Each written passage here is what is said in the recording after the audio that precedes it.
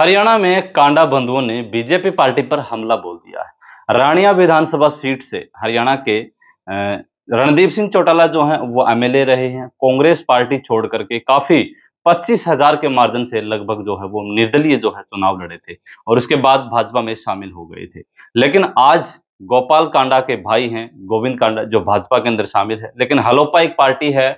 HLOPA party जो है उनका एक अभी विधायक है, साथ में जो है गठबंधन में है। लेकिन हलोपा पार्टी ने नारिया विधानसभा सीट से गोविंद कांडा के बेटे धवल कांडा को जो है विधानसभा में चुनाव में उतार दिया है। आज स्वतंत्रता दिवस के ऊपर रणदीप सिंह चौटाला बतौर मुख्य अतिथि पहुंचे और उन्होंने पत्रकारों से बातचीत करते हुए कहा कि हलोपा ऐसी कोई पार्टी ही नहीं है, उनका कोई वजूद ही नहीं है। और हरियाणा में पहले ही गृह मंत्री अमित शाह जी ऐलान कर चुके हैं कि किसी के साथ भी कोई साझा नहीं करेंगे, कोई भी गठबंधन नहीं करेंगे और अकेले पार्टी चुनाव लड़ेगी और मैदान के अंदर उतर के जीत हासिल करेगी और सरकार भी बनाएगी। इसी को लेकर के जो है जसपा पार्टी और भाजपा पार्टी का जो है वो गठबंधन टूटा था, क्योंकि जसपा पार्टी भी कुछ सीटें जो है हरियाणा के अंदर चाहती थी, लेकिन भाजपा पार्टी ने ऐलान किया कि वो अपने बलबूते के ऊपर टिकट बंटवारे करेगी और जीत हासिल कर सकती है।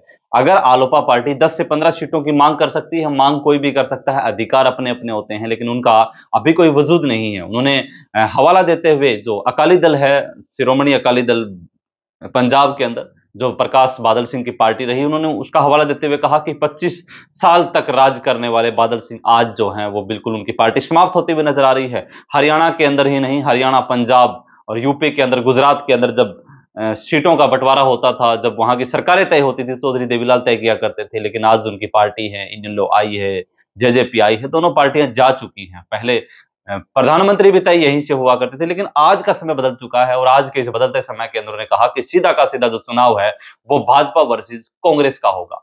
और इसी बीच उन्होंने राम रहीम सिंह जी की फरलो के ऊपर भी उन्होंने प्रश्न चिन्ह का उत्तर देते हुए कहा कि कोई भी व्यक्ति फरलो आ सकता है। अगर एक व्यक्ति 3 साल से ज्यादा सजा काट चुका है तो उसे फरलो पे आने का अधिकार है और वो व्यक्ति आ सकता है। स्टिक बिल्कुल चुनाव से ठीक पहले अगर फरलो मारते हैं तो इसके ऊपर कोई कानूनी संदेह नहीं है और सरकार के सामने, कानून के सामने, जेल मंत्रालय के सामने जो किसी के नहीं चलती है, कागजात के ऊपर सारा काम होता है और वहीं से उनको फरलो मिली है तो उसका वो अधिकार है।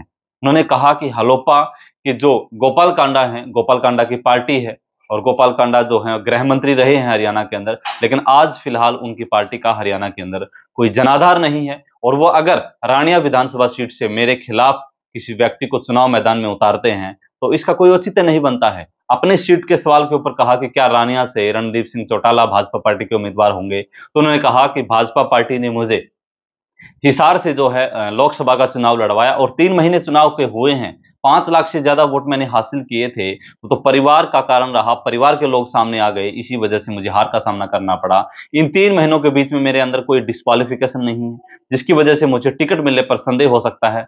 मुझे ही टिकट मिलेगी, रानिया विधानसभा से भाजपा मुझे टिकट देगी और मैं जीत हासिल करूंगा। हरियाणा के अंदर बीजेपी पार्टी की सरकार बनेगी।